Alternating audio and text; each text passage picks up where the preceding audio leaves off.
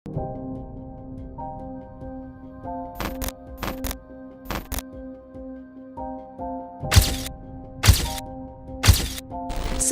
79,302 kes remaja perempuan hamil bawah 18 tahun telah dilaporkan.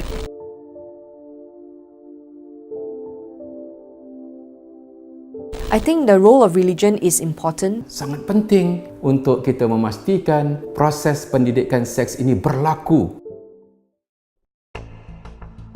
Berdasarkan statistik PDRM, bilangan kes bayi yang dibuang dari tahun 2010 hingga Ogos 2018 adalah berjumlah 911 bayi mengikut pecahan negeri. We ask ourselves this: why do children or teenagers give birth in the toilet and not in the hospital? At this point of time, if you are pregnant and you're not married, you are a teenager, you are a child, when you go to hospital, the SOP requires your parents to be notified. So if they are terrified of that process, they don't want their parents to know, they will never turn up in a hospital. On top of that, some of them also receive summons from religious authorities for being pregnant outside of marriage. So these are the technical challenges that will prohibit people from getting help, medical help. And as a result, they give birth in toilets, in rest areas, and some even at home, and they end up not talking. When we launched the Baby Hatch, I think it was May 2010, we received extensive media coverage.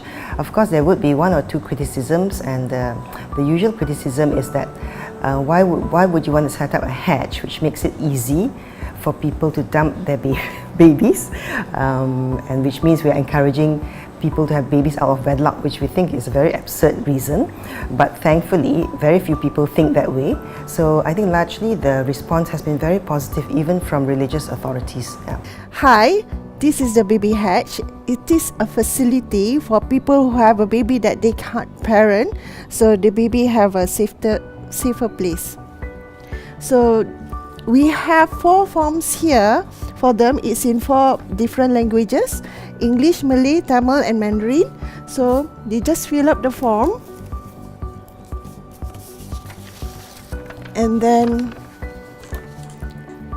place the baby inside the hatch. Take the letter meant for them, place the form here and close the door. Once they close the door, they cannot open it. This is to prevent people from coming in and kidnapping the baby. But if they want the baby back, they just press this button and then wait for the caregiver to talk to them and just say that I want my baby back. Nobody knows your identity. There's no CCTV outside. The CCTV is only inside to capture the moment when somebody placed the baby, so you can only see the hand. I think in most religions, having babies out of wedlock is a big sin. So when they do have a baby out of wedlock, they usually have no one to turn to, and quite often these girls, when they find themselves in that situation, even the boyfriends run off. So I mean, they're left alone in these circumstances, and they obviously cannot go to their parents. I think a lot of them feel that they'll be disowned, or they won't receive the help that they require. So the easiest way is actually to abandon the babies, and especially if they've not heard of OrphanCARE, they don't see an avenue and they don't see where they can turn to for help.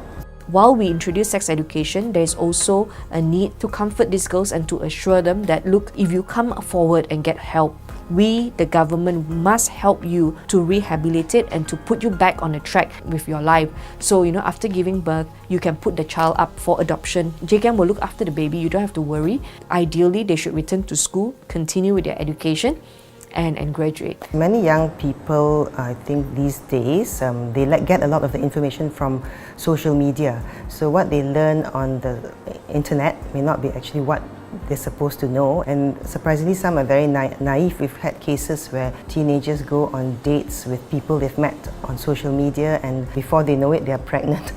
That sort of thing. So I think a lot needs to be done on the reproductive health front, which we require other NGOs to come in also, because we are only one NGO with limited resources. We can't be doing everything to reduce baby dumping. I think that's one big area that needs to be looked into, is better reproductive health education and better awareness talks throughout the country.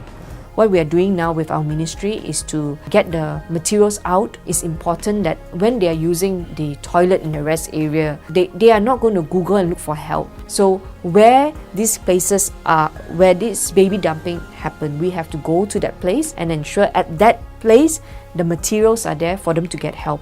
So we want to put up a list of our homes where they can actually visit these homes, our JKM welfare homes, and find help, okay, without anyone penalizing them.